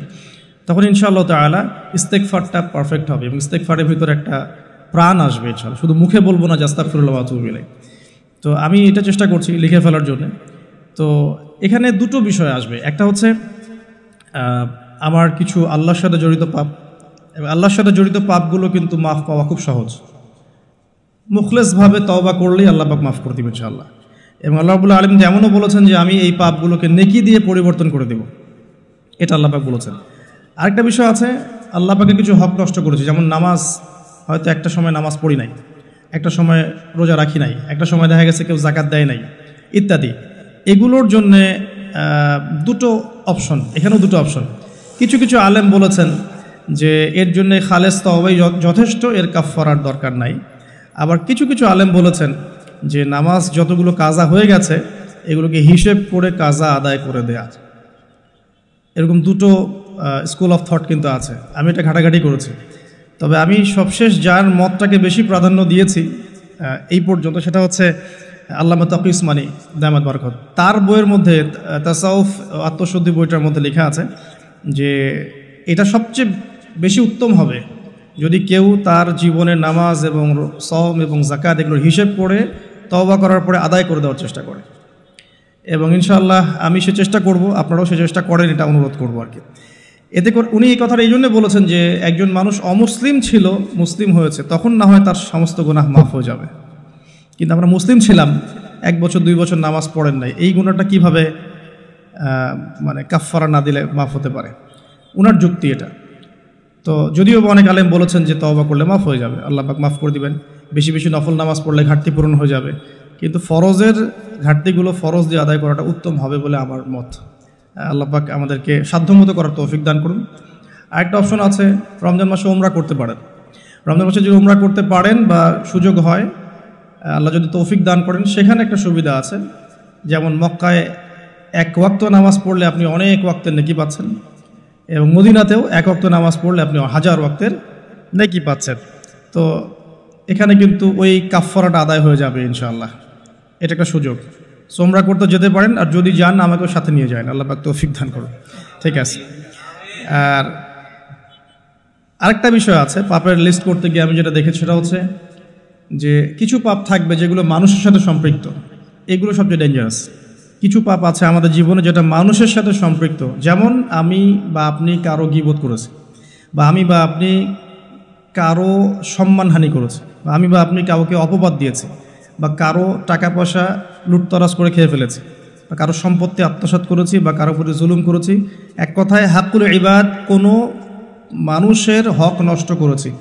এই জায়গাটাতেই সমস্যা এবং ডেঞ্জারটা সবচেয়ে বেশি। এটাই সবচেয়ে বড় ভয়ের কারণ পরকালে জাহান্নামে যাওয়ার, আমার কাছে মনে হয়। কারণ যতগুলো পাপ আল্লাহর সাথে সম্পৃক্ত, আল্লাহ পাক এক কথাতেই মাফ করতে পারেন, কোনো সমস্যা নেই ইনশাআল্লাহ। কিন্তু মানুষের হকটা কিভাবে আদায় হবে?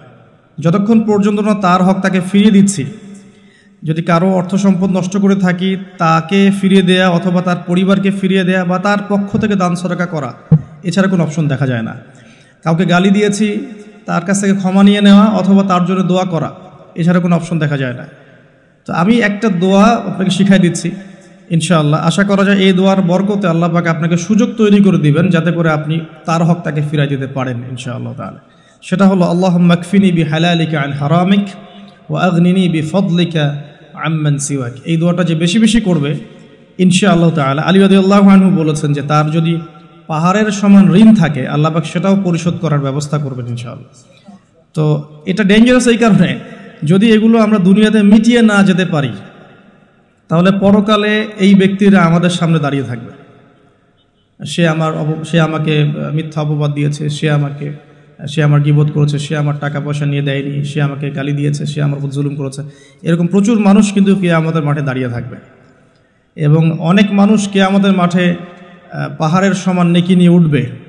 ওঠার পরেও তাদের নেকি থেকে এই মানুষগুলোর হক আদায় করে দেওয়া হবে।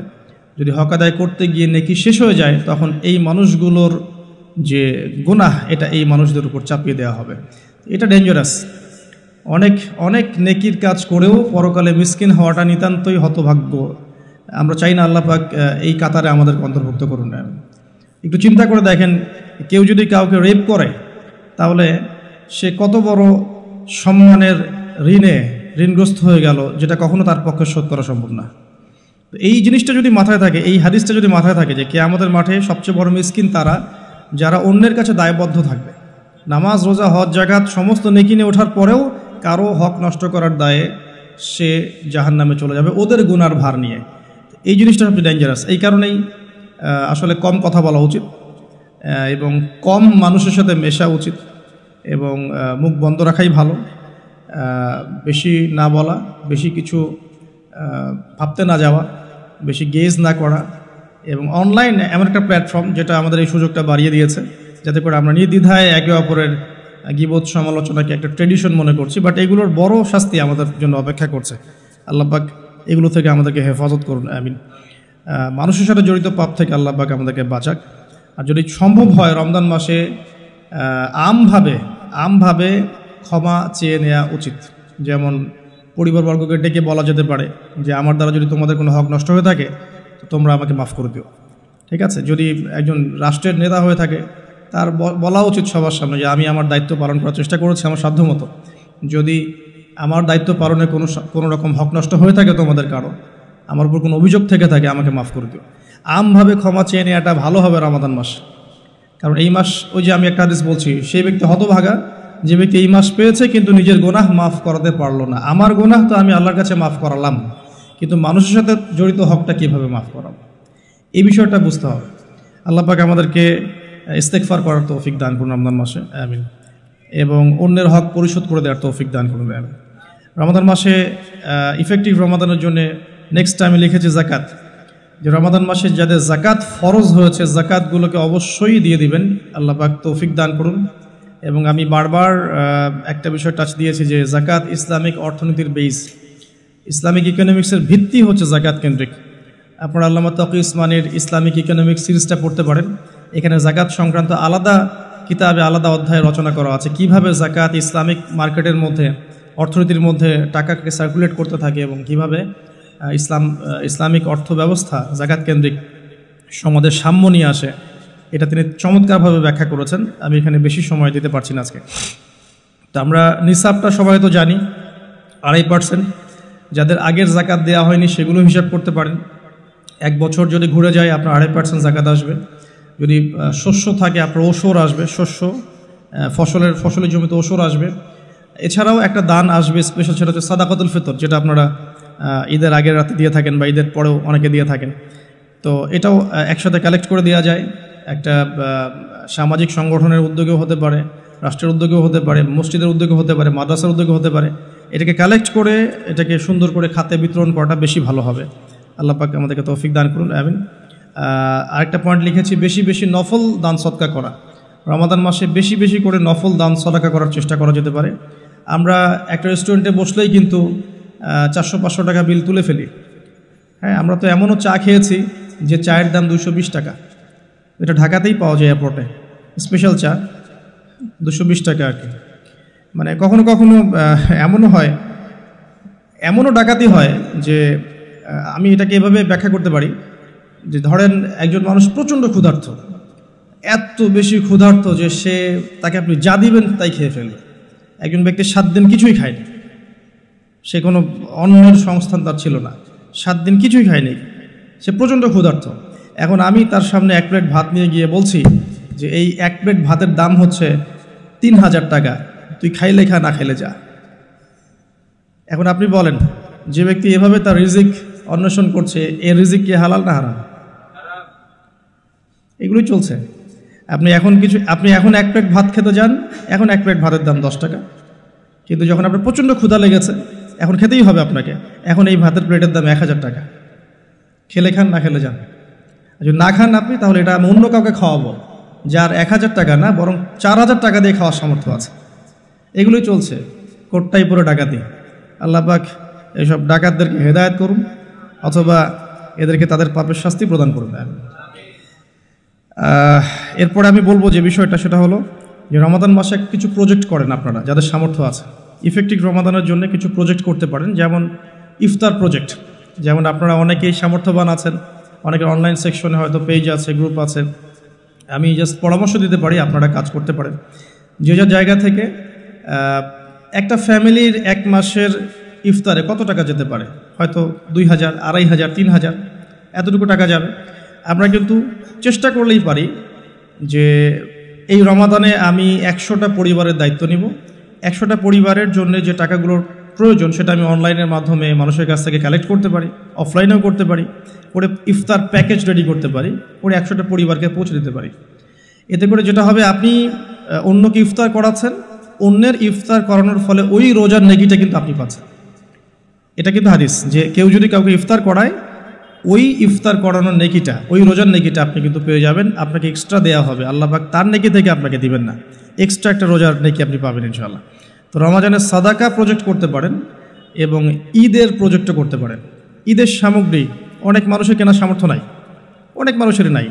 আপনি ঈদের সময় ঈদের খুশি একটা প্রজেক্ট করতে পারেন। এখানে আপনি টাকা কালেক্ট করলেন, পরিবার ওয়াইজ কত টাকা করে লাগে ভাগ করলেন, ভলেন্টিয়ার ক্রিয়েট করলেন, দিয়ে আসলেন বাড়ি বাড়ি। এই কাজগুলো এখন অমুসলিমরা করছে না, খ্রিস্টানরা করছে না, অনেক এনজিও করছে না। এই মানব সেবামূলক কাজগুলো থেকে মুসলিমরা পিছিয়ে পড়ছে বলেও কিন্তু অনেকেই ওই দিকে আকৃষ্ট হচ্ছে এবং ওদিকে গিয়ে নিজের ধর্ম বিক্রি করে দিচ্ছে। আপনারা দেশের বিভিন্ন জায়গায় ঘুরতে থাকেন, এগুলো বুঝবেন যে সমাজ সেবার নামে অনেকেই মানুষকে কনভার্ট করেছে ইসলামের থেকে অন্য ধর্মে। সো আমাদের উচিত বেশি বেশি সোশ্যাল ওয়ার্ক করা, গাছ লাগানো, বেশি বেশি উচিত রক্তদান কর্মসূচি করা, সোশ্যাল কাজ করা, এতিমদের জন্য কোনো প্রজেক্ট করা, বিধবাদের জন্য কোনো প্রজেক্ট করা, মেয়েদের জন্য কোনো সেলাই মেশিনের প্রজেক্ট করা, কর্মসংস্থানের প্রজেক্ট করা। স্পেশালি রমাদানে আপনারা চাইলেই রমাদানের ইফতার প্রজেক্ট করতে পারেন, ঈদের খুশি একটা প্রজেক্ট করতে পারেন। যাদের সামর্থ্য আছে আপনারা কিন্তু করতে পারবেন, আল্লাহ পাক তৌফিক দান করুন, আমিন। আমি এরপরে লিখেছি অন্যকে ইফতার করানো, যেটা আমরা মসজিদের উদ্যোগে করতে পারি, মাদ্রাসার উদ্যোগে করতে পারি। প্রত্যেকটা রমাদানের আসর থেকে মাগরিব পর্যন্ত স্থানীয়ভাবেই আপনারা কিন্তু তালিমের আয়োজন করতে পারেন, তালিমি বৈঠক করতে পারেন। আসরের নামাজ শেষ হয়ে গেছে, এখন যে কোনো একটা টপিকে বা একটা দুইটা হাদিস নিয়ে বা একটা কোরআনের আয়াতকে নিয়ে ইমাম সাহেব আধা ঘন্টা 1 ঘন্টা কথা বলবেন, এবং কথা বলা শেষ হয়ে গেলে আমরা সবাই যারা মসজিদে আছি একসাথে বসে ইফতার করে বাসা যাব। এতে করে কিন্তু একটা সামাজিক হৃদ্যতা তৈরি হবে, রমাদানকে এনজয় করা যাবে। তো এটা আমরা করতে পারি, অন্যকে ইফতার করানো। আর আমি পয়েন্ট আউট করেছি একটা বিষয় স্পেশালি, সেটা হচ্ছে রমজান মাসে আত্মীয়তার বন্ধনগুলো জোড়া লাগাবেন। রমাদান মাসে যে ব্যক্তি আত্মীয়তার বন্ধনগুলো জোড়া লাগাতে পারবে না, অন্য কোনো মাসে সম্ভব হবে না হয়তোবা, ইল্লা মাশাআল্লাহ।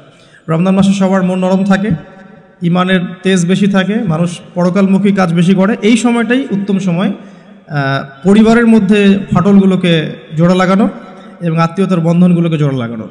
কেন করব? কারণ আমি আমার স্বার্থে করব।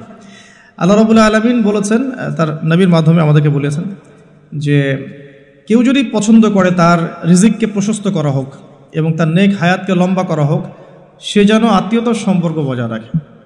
আমি আবার বলছি, কেউ যদি পছন্দ করে, কেউ যদি চায় যে আমার রিজিকটা প্রশস্ত হোক এবং আমাকে আল্লাহ পাক লম্বা নেক হায়াত দান করুক, কেউ যদি এটা চায়, সে যেন আত্মীয়তার সম্পর্কটা বজায় রাখে। আর এক সৌভাগ্যবান ব্যক্তিদের সংজ্ঞায় একটা হাদিস এসেছে যে লিমান তালা উমরুহু ওয়া হাসুনা আমালুহু, যে ব্যক্তির হায়াতকে, নেক হায়াতকে লম্বা করা হয়েছে এবং নেক আমল বেশি বেশি করার তৌফিক দেওয়া হয়েছে, এই ব্যক্তি সবচেয়ে বেশি সৌভাগ্যবান। তো এর জন্য একটাই অপশন আছে, সেটা হলো আত্মীয়তার সম্পর্ক বজায় রাখা। আর যে ব্যক্তি আত্মীয়তার সম্পর্ককে ছিন্ন করবে, আল্লাহ রাব্বুল আলামিন তার সাথে সম্পর্ক ছিন্ন করবে। আত্মীয়তার সম্পর্ক ছিন্নকারী কিন্তু জান্নাতে যাবে না। আর আমাদের এই সোকল্ড মডার্ন ওয়ার্ল্ডের মধ্যে আমরা এটা খুব বেশি দেখি যে আত্মীয়তার বন্ধনগুলো কিন্তু ভেঙে যাচ্ছে। আপনাদের ঢাকাতে প্রতি 24 ঘন্টায় 42টা ডিভোর্সের ঘটনা ঘটে, এটা আমি পড়াশোনা করেছি। প্রতি 24 ঘন্টায় 39 থেকে 42টা ডিভোর্সের ঘটনা ঘটে এই শহরে, অনলি এই শহরে। সো এখন কিন্তু সম্পর্কগুলো আর আগের মতো নাই, সম্পর্কগুলো স্বার্থকেন্দ্রিক হয়ে গেছে। মানুষ মানুষের অবস্থানগুলোকে বেশি মূল্যায়ন করছে আর কি, এবং সবাই সবার স্বার্থটা দেখার চেষ্টা করে। লাভ লসের হিসাব আমরা বেশি করতে চাই, ছাড় দেওয়ার মানসিকতা আমাদের মধ্যে কম, সবর কম। আর এই টেকনোলজিক্যাল রেভলিউশন আমাদেরকে মেন্টালি অস্থির করে ফেলেছে আর কি। আমরা মানসিকভাবে স্থির না, খুব অস্থির, দ্রুত সিদ্ধান্ত গ্রহণ করতে চাই, দ্রুত রেজাল্ট পেতে চাই। সব মিলিয়ে আসলে আমরা একটা প্যানিক সিচুয়েশনের মধ্যে আছি। সম্পর্কগুলো খুবই ঠুনকো হয়ে যাচ্ছে দিন দিন। খেয়াল করে দেখেন, আমাদের আগের জেনারেশনের সম্পর্কের যে বেসগুলো ছিল এখনকার কিন্তু এটা নাই।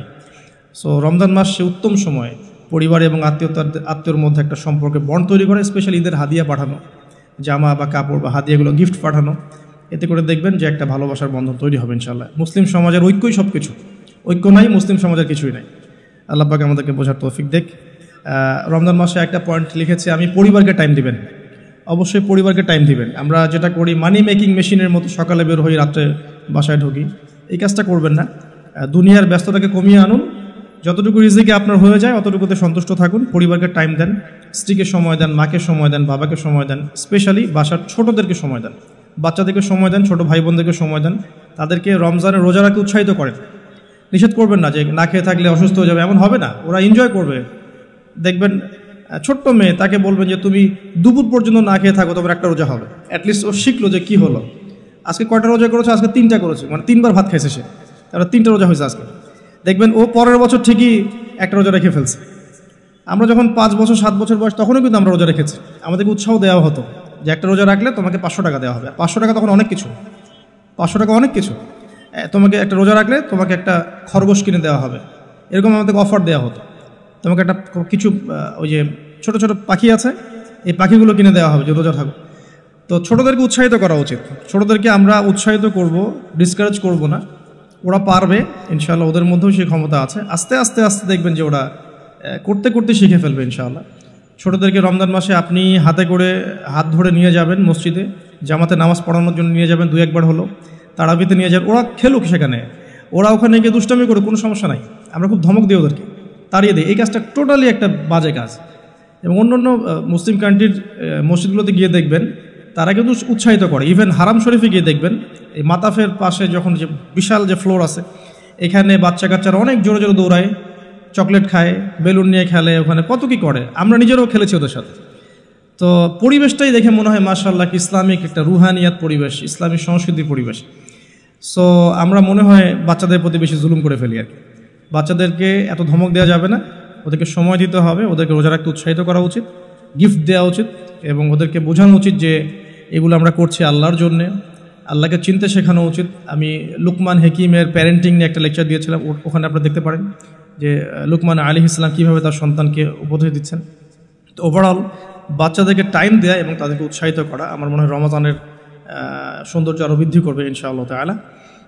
আরেকটা পয়েন্ট আছে, সেটা হলো দুনিয়ার ব্যস্ততা আপনাকে কমিয়ে আনতে হবে রমজান মাসে, এবং টেকনিক্যাল কিছু কাজ করা উচিত, যেমন বাজারঘাট এগুলো আগে করে ফেলতে পারেন যাতে করে আপনাকে কম বাজারে যেতে হয়। যদি আপনার কাছে সামর্থ্য থাকে ঈদের শপিং করে ফেলা, যাতে করে লাইলাতুল কদর আপনার মিস না হয়। লাইলাতুল কদর মিস হওয়ার সবচেয়ে বড় রিজন কি আমাদের দেশে? লাস্টের দশকে মার্কেটে থাকা, এটা সবচেয়ে বড় রিজন। অনেকে মার্কেটে ঢুকলে একবার বেরোতে চায় না, সাথে ওয়াইফকে নিয়ে গেলে আরও মুশকিল আছে। আপনি বেরোতে চাইলেও সে বেরোতে দিবে না, এটা হয়নি, ওটা ম্যাচিং হয়নি, ওইটা ম্যাচিং করতে হবে, এটা করতে হবে, অবস্থা খারাপ। আর কখনোই আপনি আপনার স্যালারিকে নিয়ে মেয়েদের হাতে তুলে দিয়েন না যে যাও তোমরা মার্কেটে গিয়ে শপিং করে আসো, এই কাজটা করতে যায় না। নিজেও নিজের সওম আর আধ্যাত্মিকত্ব নষ্ট করবে, আরও 10 জনের রোজার নষ্টের ভাগিদার হয়ে যাবে। এই জায়গায় আরেকটা কথা আমি অ্যাড করব যে আমাদের পরিবারবর্গের মহিলারা যেন রমজান মাসে বেপর্দায় না থাকে। রমজান মাসে বেপর্দায় না থাকে মানে এই মাসে অভ্যস্ত হয় যাতে সারা বছর কিভাবে আমি পর্দায় থাকতে পারি।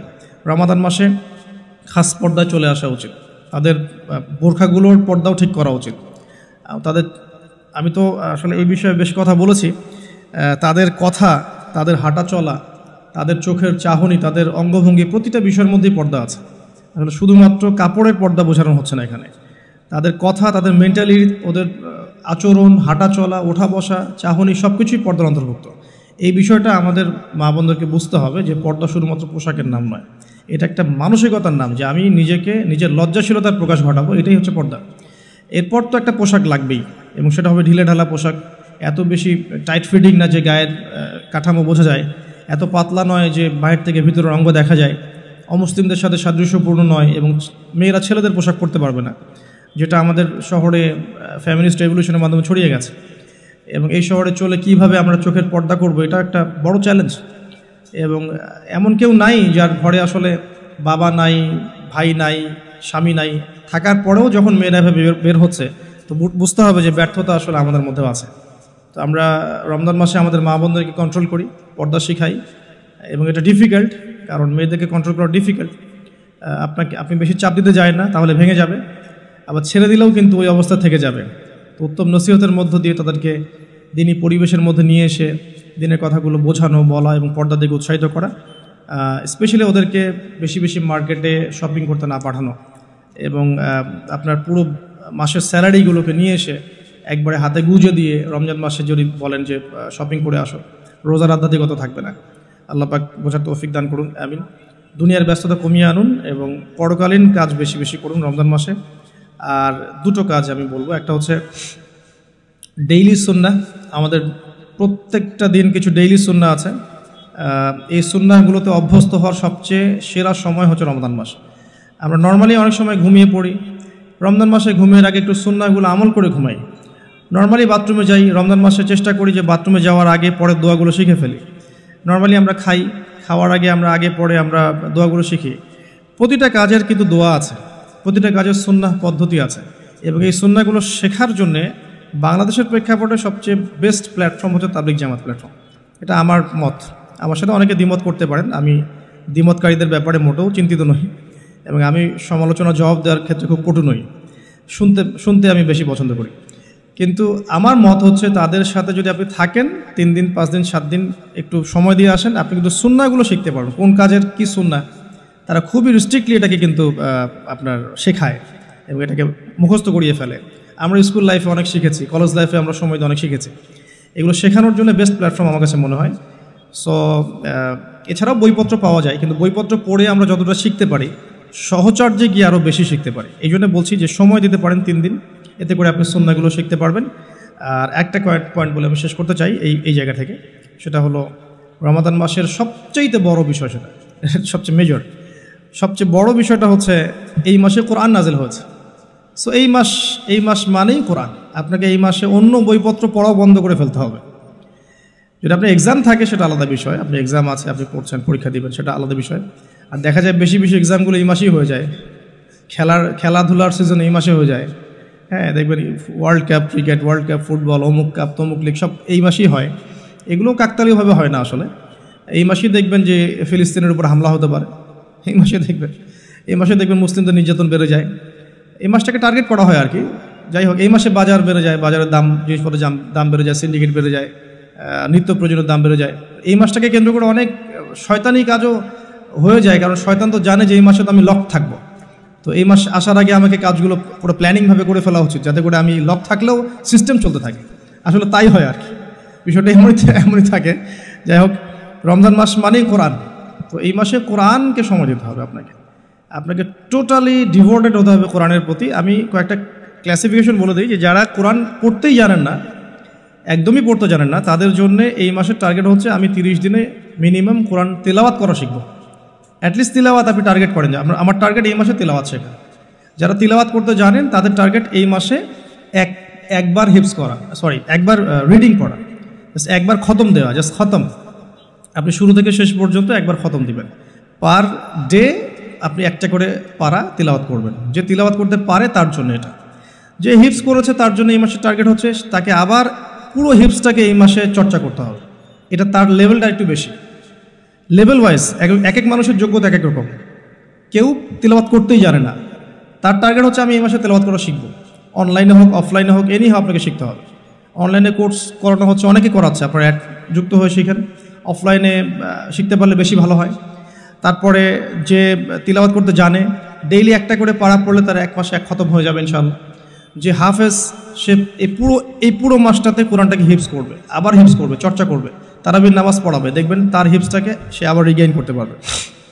তার চেয়ে উঁচু লেভেলে যারা আছে, যারা একটু আরবি বোঝে, আরবি গ্রামার বোঝে বা কোরআনের তাফসীর পড়তে পারে, আলহামদুলিল্লাহ তাদের জন্যে এই মাসের টার্গেট হচ্ছে প্রত্যেক দিন এক পারা করে অর্থসহ পড়বে। তিলাওয়াত তো করবেই, তিলাওয়াত করবে এবং একটা একটা করে আয়াতের অর্থ দেখবে, তাফসীরগুলো দেখবে, একাধিক তাফসীরকে সামনে নিয়ে বসবে। একটা আয়াতের অনেক শানে নজুল থাকে, প্রাসঙ্গিক ব্যাখ্যা থাকে, হাদিস থাকে, এগুলো বিভিন্ন তাফসীর থেকে পড়বে। আমি কখনো বলি না যে এই তাফসীরই পড়তে হবে, যেটা আপনার কাছে বেস্ট মনে হয়।